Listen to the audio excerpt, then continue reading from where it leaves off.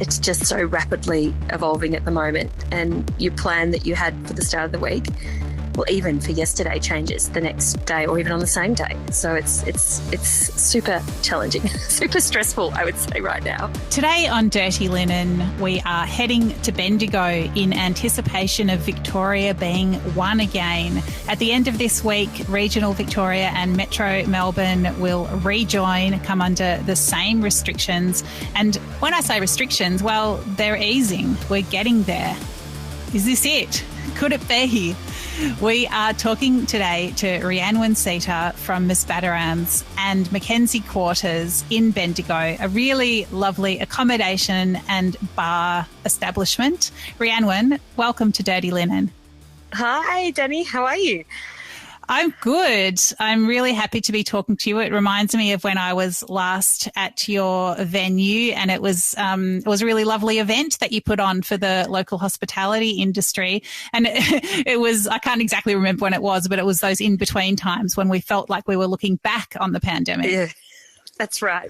When you're briefly allowed out and about. But how thrilled you guys must be out and about in Melbourne now. We're so excited come Friday to rejoin with everyone. It's going to be fabulous. Well, yeah, I mean, I'd love to talk to you about how you are feeling and how you're dealing with things. I feel like in some ways, well, actually, in reality, you're ahead of us in terms of being open and, you know, dealing with this new normal. But tell me where life finds you today. How are things? Oh, well, I'm very flustered actually right at the moment. It's a crazy new normal, and I'm glad you said new because I feel like we've been through 100 new normals, but perhaps we're finally at the steady new normal that we're in at the moment. So what I'm doing right now is in between a service break. I've been working on the floor in Miss Batterhams because we are terribly short-staffed because we have several staff off isolating because they went to Tier 1 sites here in Bendigo and are waiting for their test results. And we've got a few staff who are still waiting to have their second vaccination, so they can't work at the moment because we are a vaccinated venue. And so I'm on the floor and running around, and this is just finished lunch service, and now we're just waiting for, it's the break between dinner service starting up tonight. So it's crazy. Yeah, I mean, it's a lot. I mean, I feel like owners are going to be working harder now than ever, and that's saying something because we know that owners always work pretty hard. I mean, what's it like? Oh, what's it like? It is crazy because you're right. A lot of the stuff I normally do is behind the scenes, but now it's, obviously front of house and, face to face with customers, which I love. I love chatting. But as my business partner and brother reminds me, he goes, you still need to keep going with the service. You can't just stop and talk to everyone, Rhianwen. You still got to clear their plates and give them more drinks. So we have a little chuckle about that. But it is a crazy new normal at the moment because in Bendigo in particular, we have been super lucky because we've obviously been open for some time, but we also haven't had very many cases of COVID. So, but now it's circulating in our community, and one by one, all of my hospitality friends and venues are closing, are dropping because they are becoming Tier 1 sites. And so it's kind of like you see this wave coming at you at the moment because a lot of our pubs are now closed.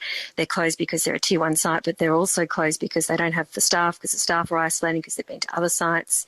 And so it's sort of like we're just bracing ourselves for when that happens to us because that is inevitable, really. I mean, this is really one of the reasons I wanted to talk to you today, because I feel like this is what Melbourne venues are going to be coping with. I mean, it's inevitable, as you say. It's like we know that we're trying to keep a lid on case numbers to a degree, but we're accepting of higher case numbers. And of course, what that means is that people who have COVID will be in the community. They'll be at pubs and restaurants and cafes, without knowing it, they'll be turning those venues into exposure sites. So, I mean, what is the actual mechanism by which a venue knows that it's a Tier 1 site at the moment? Well, lucky we haven't had that yet, but anticipating that call at any point in time, I understand that what happens is, that contact from DHHS happens. So they let you know that you've had a COVID positive case attend your venue, and they give you the time frame that person obviously was in the venue, and then you need to enact your COVID safe plan. And so anyone who was exposed during that person attending your site, or if it was a staff member, at the moment it seems to be the venues are closing if it's multiple staff members. So we've had hairdressers in Bendigo who've had multiple cases of COVID in their staff team, so they've closed down. And then the customers have been notified. In fact, I was caught up in that one. I just finished my 14 days on Thursday of isolation. So, and luckily now it's only 1 week. So things have changed already in such a short space of time now. So. Yeah, that's right. So if you're a workplace contact, you have to isolate for 7 days rather than 14, which is great. But I think, as we know, rostering is such a struggle at the moment anyway. To have staff just knocked out in a moment because they get caught up in an exposure site must be very destabilising. But the other thing is that, with this higher caseload, I think the Department of Health runs a few days behind.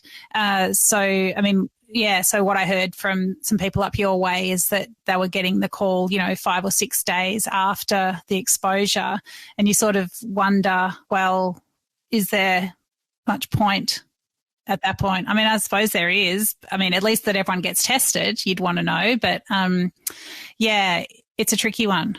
It is so tricky, and that is right. Well, they are running about 6 days, 7 days. You're finding a week out afterwards that you attended a exposure site. But the problem here at the moment is the amount of time it takes for testing. So the testing, I was in a testing queue for 5 hours on when was it, Tuesday, and I didn't get my result back till Wednesday at 11 p.m. So your testing takes nearly a whole day, and then waiting for the result takes, another couple of days. And again, if we're for a small business operator, it's really challenging because you can't run an A team and a B team. We've looked at that because the reality is the A team, your B team you can't enact because you don't have enough people in your B team because they're still waiting for their test results, or they've been to an exposure site. So it's super tricky. We're not sure, we're just holding it together at the moment, Dani. It's, we're down a lot of staff, and this is, yesterday I had this call that came in, we had a staff member who was working,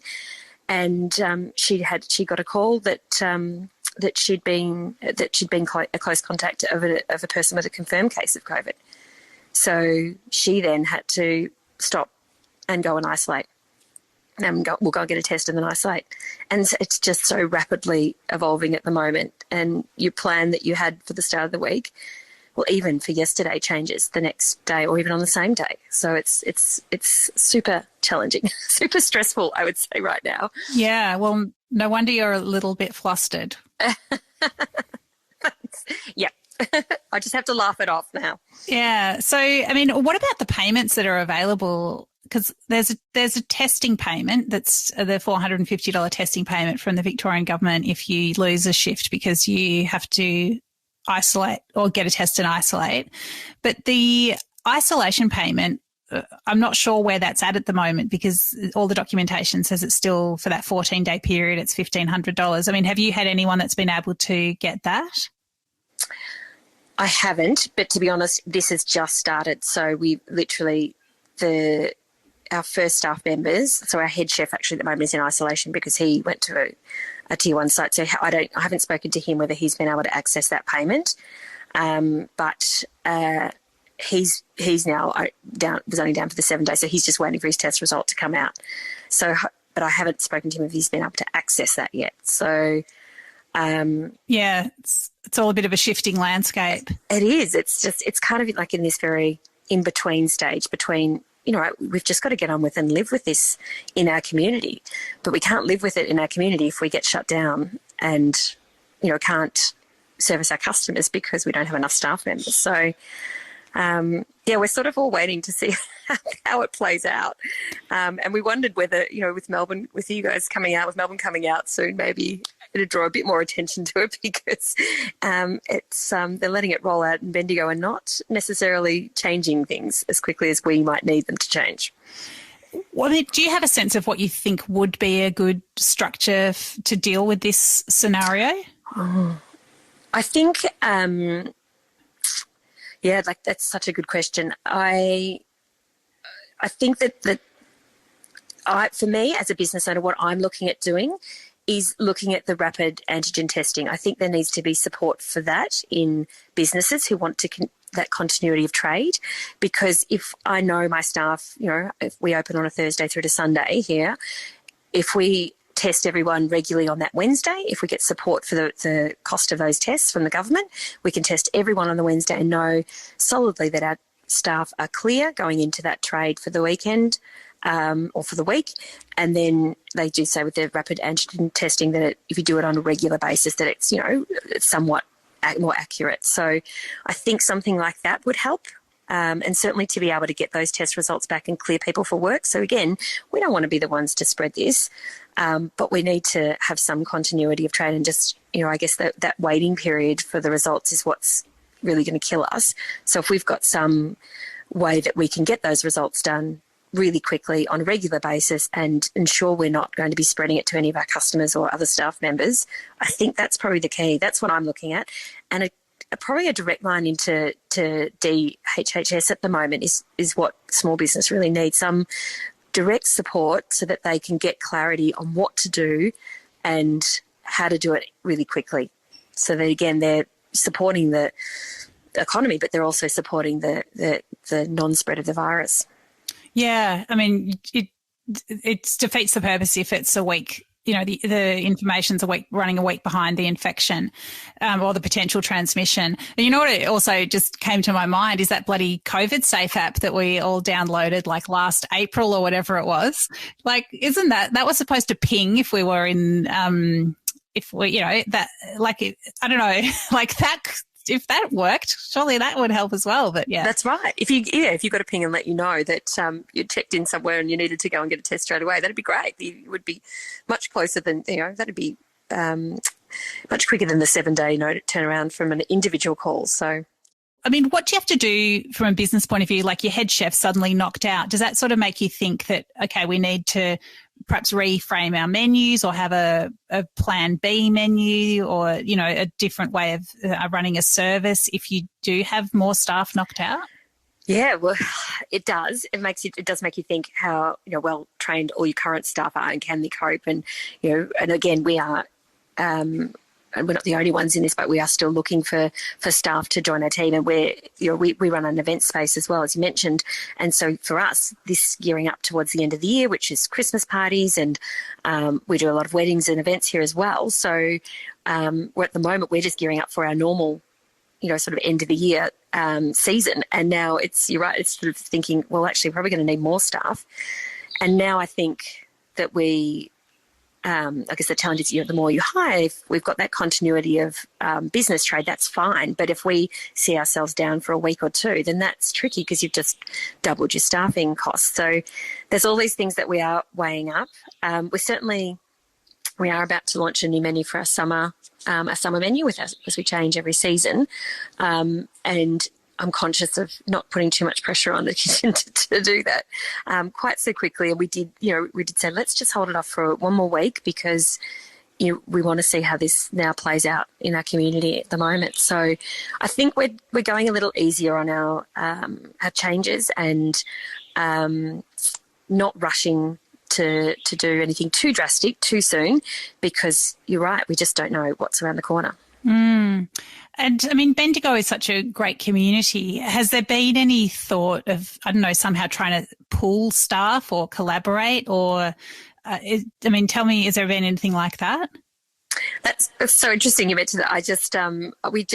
We've got a little Facebook hospitality page that we all jump on and share ideas and whatnot. And we have been on there talking about developing or putting together a pool of staff. So there's, suggestions in there to use retirees or sort of, hospitality experts who might be sort of in that semi-retirement stage, or just being able to, as business owners, jump in and share our skills with other businesses. So that has just been flagged because you're right, we're so lucky in Bendigo. We've got a really supportive community here in our hospo space, and we all recognise it's actually better for everyone if we're all open and operating, because we build off each other. So it has been flagged. It's I've got a little recruitment background, and in a previous life, so I've sort of think how can I put this together and make it a usable forum for our other business owners. So we're just in the initial stages of workshopping how that's going to look, but hopefully something good comes from it. It's interesting, isn't it? Sort of like that idea of a surge workforce, which the AMBOs have done it, or the nurses have done it. People are being called back in to be on the front line. I mean, it seems like, there must be people out there who would have the skills, but perhaps aren't working in the industry at the moment, or that, I don't know, could be shared across workplaces. But then on the other hand, when I say that, I sort of think about, well, aren't we all supposed to be trying to be in bubbles and trying to, restrict that spread across venues? But on the other hand, because now I have three hands, if you've got, hospo workers that are going to the pub on their day off anyway, I mean, then they might as well be doing a shift there. Hey. Well, that's it. Maybe that's the key. Maybe as they dine in, just do a little call out in the dining room. Does anyone just want to wash some dishes or serve some plate? Is anyone on this plane a doctor? Yeah, exactly. But yes, and it's true. I mean, we're all vaccinated. We're nearly all double vaccinated. So, that's got to offer us some protection and some, reassurance that we can operate in each other's venues. So, so I think hopefully something will come from it, and we will be able to, share some resources. So I think we just got to nut out the logistics of it. But you're right, it's not easy. It's not easy at all at the moment. In fact, it's harder, I think, now trying to operate in this transition stage, because I think we've spent, the last 18 months, and the government has, had the message, must get vaccinated, obviously, and be fearful of this virus. And now it's here, and it's actually in our community, and the risk of you getting it's even higher. Even if you're vaccinated, obviously you may get it, but you may get only mild symptoms. So there's an adjustment period now for diners coming out, because actually, they've been told to be afraid of it for so long, and now it's here. Am I still afraid of it, or should I be okay if I'm vaccinated? So there's kind of like, I think a lot of people, and it has been a little quieter on the streets actually the last sort of week or this last week, this weekend in particular, because I think people are just adjusting to that new normal as patrons as well. So yeah. I think I really recognise that. I think it does feel really weird. It's a massive mind shift to think, well, I'm going out, into the virus, into the fog of corona, and I've got to somehow be okay with it. I don't know. I for myself, I feel so grateful to venues that are, I guess being compliant and doing the best that they can do to make sure that everyone there is vaccinated. Yeah, but it is definitely a mindset shift. But it's interesting you said that you've got staff that are single vax, so they're not working. You're a vaccinated workplace. So in the regions, you don't need to do that until this Friday when the rules join, the metro and regional rules join. But you sort of decided to be a bit ahead of the game there, did you? We did, and we chatted about it. It just meant that we could do more people inside. So we were already open at doing our 10 people inside, but I thought, enabled us to do more people in Miss Batterhams, and we had people spread outside as well. And then again, with the staff shortage of attending exposure sites, we were thinking it's easier for us to keep everyone who's in the venue in one particular area, in a safe area, but not spread outside and inside, and then trying to be, we've got quite a big venue, so there's a lot of I feel like there's a lot of kilometres I travel to get to one end from the other. It's not kilometres, but it's a lot of steps. Well, it probably adds up to kilometres. I think it might. Certainly my feet feel like it after this weekend. So that was a choice that we made. And I think it was also a choice we make to make sure our staff are safe and our patrons are safe. We sort of really discussed that we're not going to make any choices with a global pandemic. Our staff come first, and ensuring that all of our patrons were vaccinated at this point in time with so much more virus circulating in the community was actually a choice for our team more than anyone as well. I think that's great. I mean, goodness me, when I hear you talk about it, all the things you have to think about, and this rule and this change and that change and this change that's coming in a week, and then that staff member's phone to say this, and then this person this. That's right. I mean, I bet you just have so much information in your mind, like all the second doses. I bet I bet you've got them all diarised. It's just it's a lot, isn't it? It is a lot. I think we opened in February last year, and I think I've written about 10 different business plans to adjust to the changes or inside or outside or density quotas or whatnot. I mean, we've got a couple of different areas of our business as well. So, with one change, because we've got accommodation and we've got functions as well, and then we've got the restaurant, there's, it's not just one area that we're looking at that changes, it's multiple areas. And then what does that mean? So, yeah, I think I feel like I've become an expert in business plan writing and COVID safe plan writing. Yeah, I'm sure a lot of business owners and hospitality workers have developed so many new skills, and you sort of won't realise how applicable they are. It'll be years down the track, something will pop up and you'll be like, I know how to do that. Nothing's going to faze me. Yeah, exactly. So, Rhianwen, for people who don't know Miss Batterhams and Mackenzie Quarters, let's just erase COVID for a minute and tell me about your business. Just paint a bit of a picture for people. Great. I totally can. I'd love to erase COVID. That would be great. So we've got a few different elements to Mackenzie Quarters. So Mackenzie Quarters is what we call the whole complex. And then within that, we've got our Ms. Batterhams, which is our sort of flagship restaurant/lounge bar. So when we opened in February last year, we really set out to create like a speakeasy kind of lounge bar feel in Bendigo, something from New York or the laneways of Melbourne. And so that space was sort of moody and intimate and it was sort of going to be a bit more bar and casual dining. I think with COVID happening and the forced sort of, sit down and seated service, we moved much more to a restaurant style, and we were lucky to secure a fabulous head chef. So it's become much more restaurant, and we've done set menus and again, that dining and seated service. So that element is open for lunch and dinner on Thursday through to Sunday. And then we've got, so our venue here was built as an old school. So we've got this beautiful, it was actually built by the Anglican Church. So it's got really beautiful high ceilings in the upstairs space for our Mackenzie Hall area, which is where we do our functions and events and our weddings. And Ms. Batterhams is located in the basement underneath that. So which I think would have been a cellar, previous to its use now as a restaurant. So the hall we use for weddings and events. Like I mentioned, we do corporates here, and then we've got an outside space, sort of courtyard or a sunken courtyard, as we call it, where the old stables was, and a spritz lounge. So sort of a very again casual area, but we do functions and ceremonies and events out in that space as well. And then next door where the principal lived, we've got accommodation. So we do, and that's in the residence of Mackenzie Quarters. So it's a beautiful old red brick building. I think you saw it before we even started renovating it. So now you've also seen the finished product. So yeah, you should be so proud. It's an incredible transformation and just a business with so many different elements. It's the kind of place when you go there. Well, anyway, for me, I just I fantasize about all the different occasions that I could be there for, like girls' weekends, family catch-ups, like somebody's wedding, the kind of business night that we had there. It's definitely martinis in the bar as well. It's a great place, and goodness me, you opened right before all this nonsense. And won't it be great if we're sort of climbing our way out of it, and you can just actually go back to business plan A, perhaps, at least in some degree.